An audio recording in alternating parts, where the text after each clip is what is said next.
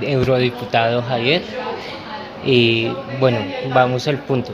La primera pregunta es, desde la Unión Europea, ¿cómo han visto el tema de la implementación de las curules de paz? La misión de observación de la Unión Europea tenía como uno de sus objetivos principales hacer el seguimiento de las curules de paz. De hecho, en el mandato del alto representante, que es nuestro ministro de Exteriores, hacia la misión, nos pedía que hiciéramos un seguimiento muy cercano y yo mismo estuve visitando una CITREP durante la campaña electoral de las elecciones legislativas.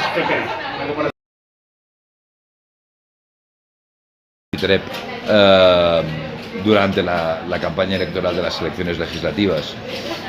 Para nosotros era muy importante hacer el seguimiento de las CITREP porque además la Unión Europea está firmemente comprometida con la implementación integral del acuerdo de paz y con el acuerdo de paz firmado en La Habana hace 5 años y entendíamos que además las CITREP son una pieza fundamental de ese acuerdo de paz, ¿no? Digamos, primero, un balance positivo por su aplicación, porque hubo mucho debate en este país sobre su aplicación y su puesta en marcha, ¿no? La voluntad de tener representantes que representen a las víctimas del conflicto en las cámaras y formen parte, la Cámara de Representantes formen parte de la toma de decisión que tiene el país. Así que muy positivo ponerlo en marcha. Segundo, reconocer el esfuerzo que también se hizo por parte de la registraduría y las autoridades electorales, llevando mesas electorales a lugares donde nunca se había votado en el país.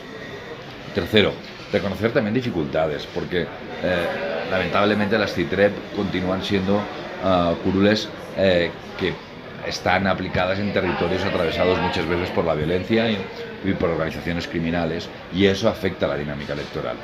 Así que hacíamos un llamamiento a continuar trabajando en las garantías, en el sentido de seguridad por parte de los candidatos, ¿no?, que el Estado tenía que proveer.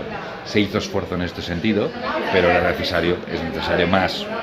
Y en cuarto lugar, también reconocer problemas de financiación que hubo.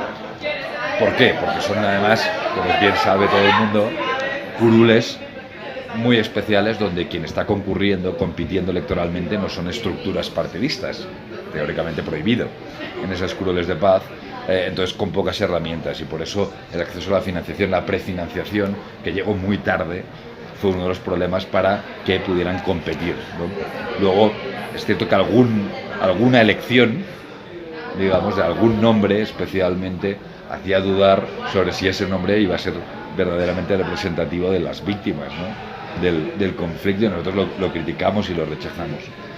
Pero con todo, por lo que hemos estado siguiendo, y yo también he estado siguiendo durante los últimos meses, las curules de paz están actuando, se han organizado entre ellas, están poniendo propuestas encima de la mesa, están haciendo de voz de las víctimas, y yo creo que el balance tiene que ser positivo, pero al mismo tiempo atender estas cuestiones que vimos en esta campaña, porque hay que recordar que van a ser curules de paz que se vuelvan a escoger de aquí 4 años. Ok. La segunda, ustedes pues hacían en el informe pues ciertas recomendaciones para una reforma electoral que va pues también casualmente planteadas con el gobierno, o pues que se busca desde el gobierno generar una reforma. ¿Usted me podría destacar algunas de esas? Sí, nosotros hacemos una serie de recomendaciones, 24 recomendaciones, y de hecho hay algunas que necesitarían una reforma constitucional, algunas que necesitarían una reforma electoral, legal, y algunas que se pudieran implementar simplemente como medidas administrativas por parte de la autoridad electoral. Así que nuestra idea no es poner un código electoral o una reforma electoral encima de la mesa, sino propuestas e ideas, y se tienen que implementar o se deberían de implementar de forma diferente. Algunas de las propuestas principales: mejorar la financiación en las campañas electorales y la transparencia y el control, los mecanismos de control de esa financiación.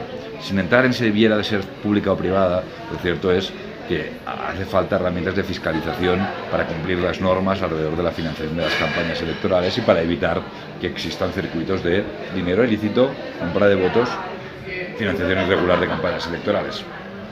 Para eso necesitan herramientas. 1. 2. Paridad. La paridad, se pueden hacer cambios legales. El país hoy tiene cámaras más representativas en términos de género, pero se pueden hacer cambios legales, haya listas abiertas o cerradas, que aseguren la paridad, y nosotros lo recomendamos. 3. Nos llamó mucho la atención, poderosamente la atención durante la campaña electoral, el papel de la Procuraduría y la suspensión de algunos cargos electos, alcaldes. Eso nos parece profundamente anómalo. No entendemos que un órgano administrativo suspenda a cargos electos, debería ser mediante un proceso judicial, no mediante un acto administrativo de un órgano administrativo, y además entendemos que se puede o debe incluso restringir la libertad política de expresión a cargos públicos, de servidores públicos, como jueces, policías o militares, pero no tiene sentido hacerlo hacia alcaldes y cargos electos que forman parte de la vida política del país. Cuarto, otra de las recomendaciones que hacíamos es hacer mucha incidencia en el voto secreto. El voto secreto, en términos generales, funciona en el país. Hay alguna cosa que se puede hacer en términos de las cabinas, formación de los tribunales, de las mesas electorales, pero sobre todo concienciar con campañas sobre el voto secreto. ¿Por qué? Porque uno de los problemas detectados durante las elecciones legislativas que el país conoce es la compra de votos. Una de las mejores formas de combatir la compra de votos es concienciando, ¿no?, sobre el deber y la privacidad, ¿no?, el voto secreto que se tiene en el ejercicio del voto, y creemos que puede contribuir a combatir ese fenómeno que además el legislador conoce, el país conoce, de procesos judiciales abiertos y se ha introducido en el Código Penal relativamente recientemente. Ok. También, pues hablando de paridad, ¿ustedes qué avances significativos han visto desde su llegada frente a este tema? Hoy las cámaras son más paritarias que las anteriores, ¿no? Porque hay muchos partidos que hicieron esfuerzos por hacer listas paritarias, primero. Segundo, porque yo creo que los electores también premiaron de alguna forma u otra, ¿no?, y en su elección, libre elección, una conformación de cámaras paritarias o más representativas.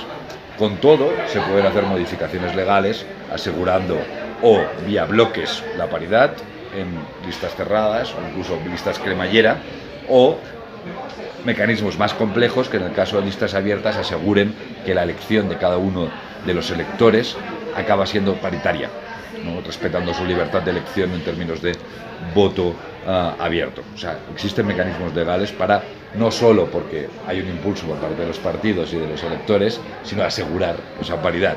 Y nos parece razonable, en términos de estándares internacionales, nuestros países, dos países europeos y buena parte de la comunidad internacional está avanzando en este sentido, y además yo creo que este es un país que ha vivido movimientos feministas, ¿no?, y de reivindicación de género muy importantes, hay mucha sensibilidad con ello en los últimos años, y me parece razonable que se pueda avanzar en este sentido.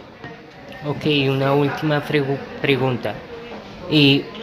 Uno de los puntos del informe, ustedes recomiendan eliminar pues esa inhabilitación permanente para ser candidatos a los condenados por delitos dolorosos. No sé si usted nos puede contextualizar un poco, explicar por qué de esta recomendación. Mira, nos parece natural que dentro de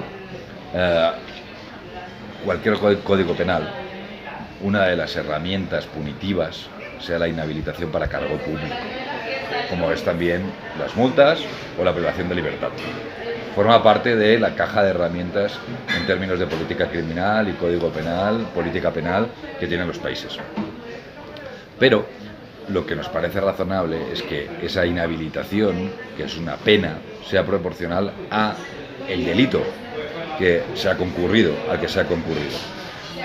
Que sea proporcional al delito y que sea proporcional de alguna forma u otra a la privación de libertad, que en muchos casos, en muchos códigos penales, va aparejada la privación de libertad con la inhabilitación de cargo público. ¿Por qué? Porque tal y como está hoy organizado el esquema jurídico electoral del país, existe una inhabilitación completa y permanente frente a cualquier delito, independientemente de su gravedad, si existe dolo, ¿no?, por culpa, ¿no?